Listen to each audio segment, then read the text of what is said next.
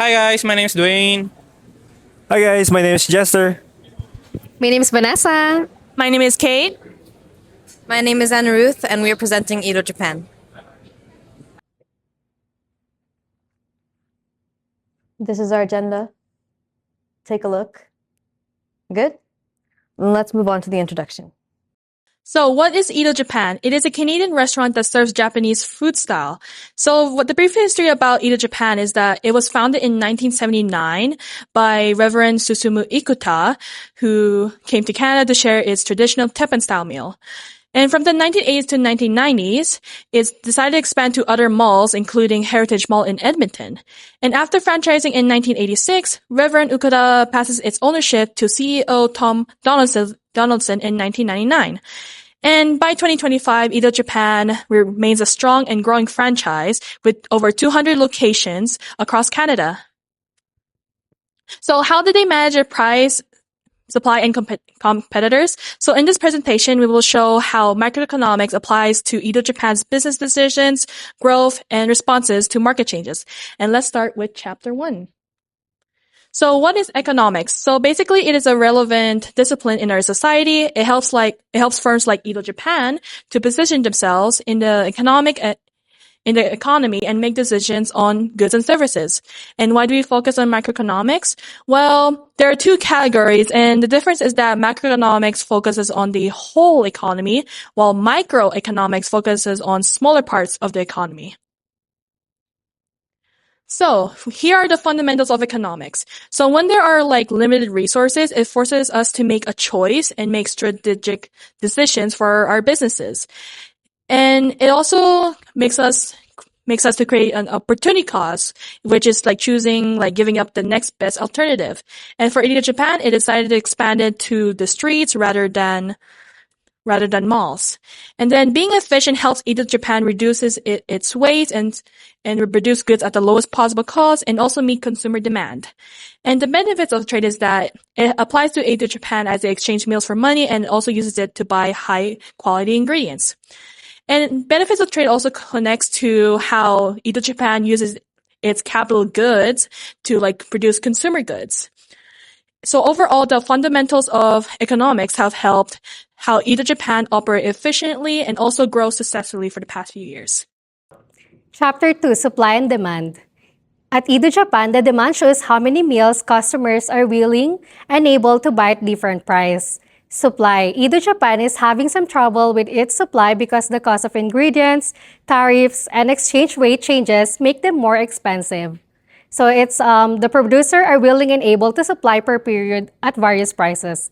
Market. Edo Japan see as a big market because many people they love to eat out and spend more on restaurants, showing a strong connection between the buyer and the seller. Equilibrium. Edo Japan keeps its prices fair so customers can afford their food while the company still cover its cost, showing a balance between the supply and demand.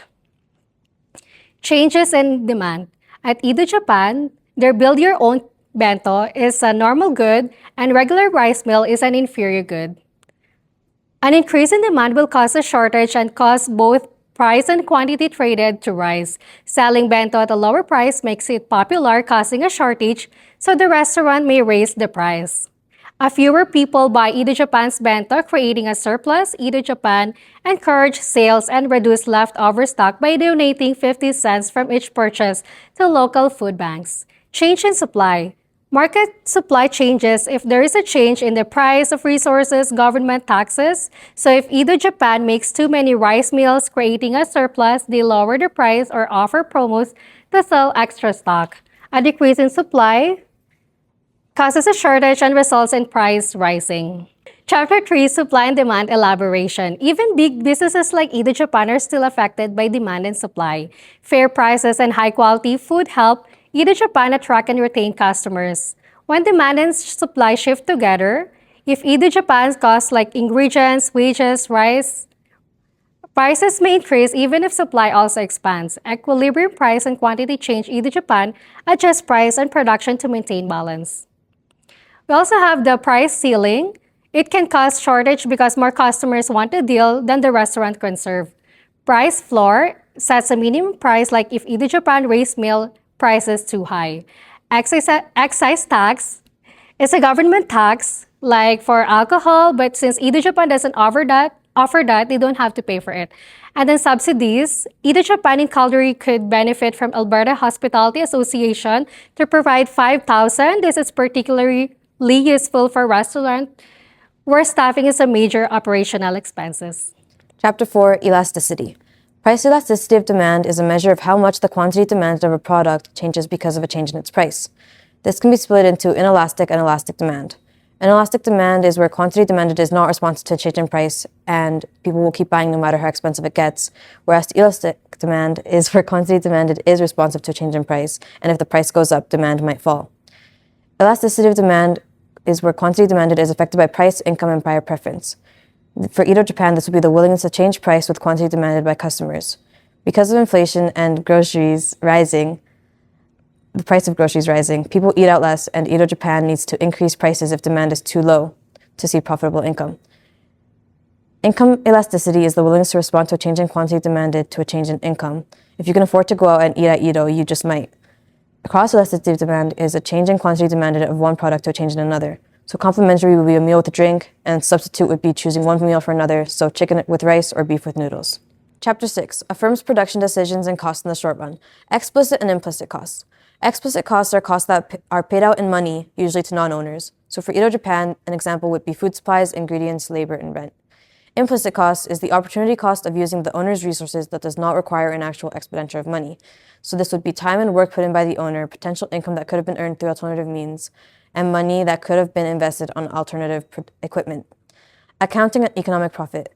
So looking at the economist's view and the accountant's view, economist is split into three parts: economic profit, implicit costs, and explicit costs, and accountant's view is only profit and explicit costs. To achieve normal profit through the economic mindset, it has to cover implicit and explicit costs fully.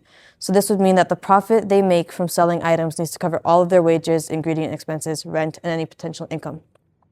Fixed and variable costs. Fixed costs do not change. This would be rent, salary of non-production staff, property tax, initial fees of machinery, while variable costs change according to production of restaurants, cost of ingredient, food supply, hourly workers, etc. Marginal cost and average variable cost in the lens of Edo Japan.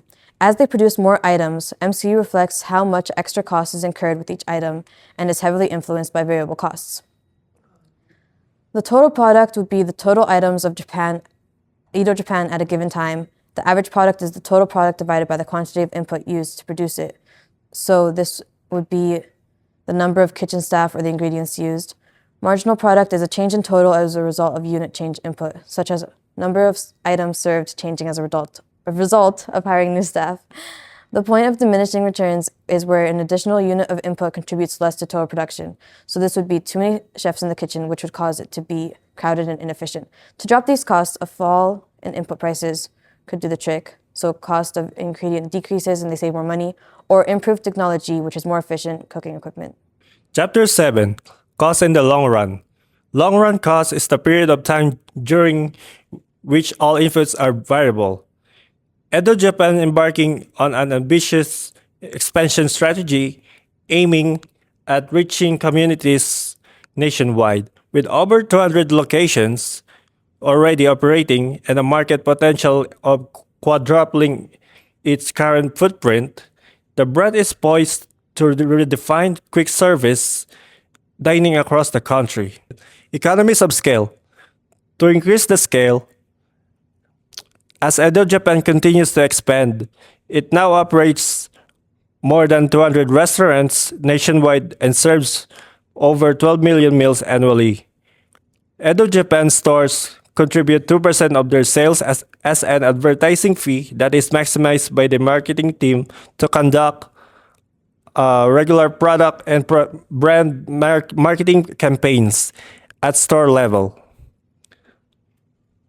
To achieve the constant return to scale, Edo Japan can change the scale of the operation by increasing all of the inputs to a production in proportion.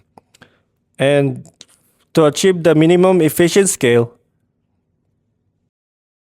Edo Japan operates a small number of corporate training restaurants and invests in regional leadership to provide on the ground support. As Edo Japan increased the scale, there's also the possibility that they can decrease the scale. Some are Edo Japan employees are making mistakes of overstocking, out of stock events, or distribution issues can lead to significant issues. Another is Edo Japan's multiple food chains have a large environmental impact, such as more energy use, waste, and transportation emissions. And today's consumers expect visible commitment to sustainable practices. Chapter 8, Perfect Competition. Is Edo Japan considered as perfect competition? The answer is no, because Edo Japan is considered as a monopolistic competition. Here's why. One is, the company has now 26 active competitors, including 2 that have exited. The top competitors in the companies included the like Walkbox, Sushi Shop, and Umi Sushi Express. In terms of product type, Edo Japan is differentiated and has built its reputation on freshly prepared meals made on a Japan grill.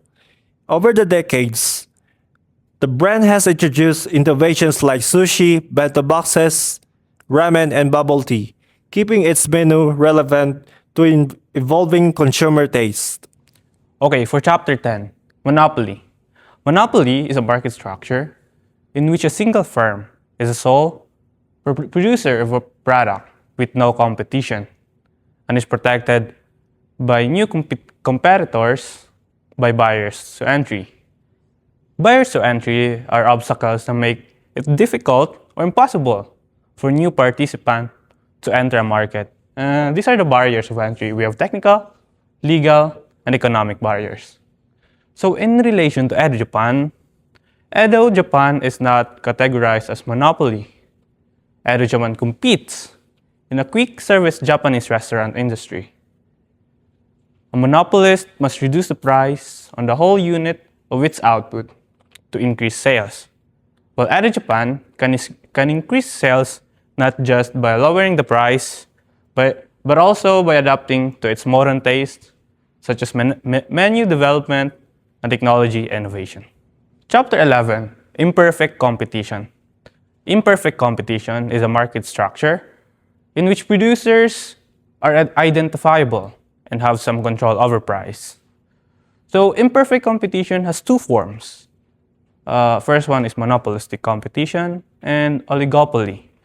So, as mentioned in chapter 8, Edo Japan operates in monopolistic competition, characterized by many firms, each different and relatively easy and exit for new businesses.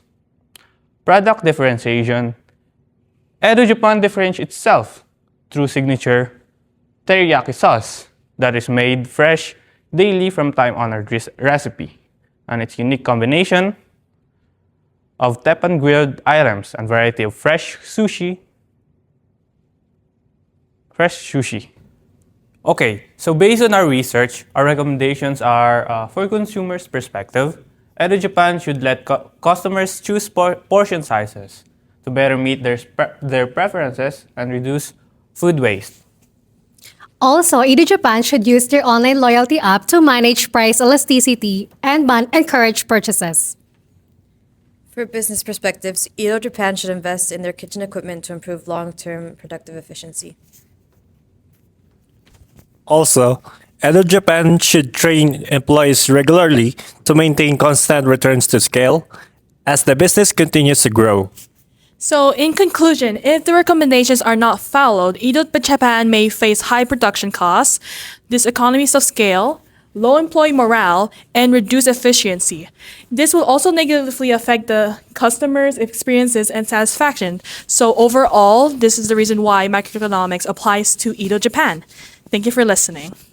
And if you have guys any more questions, just ask the presenters below. Of course, and here is the references. Thank you.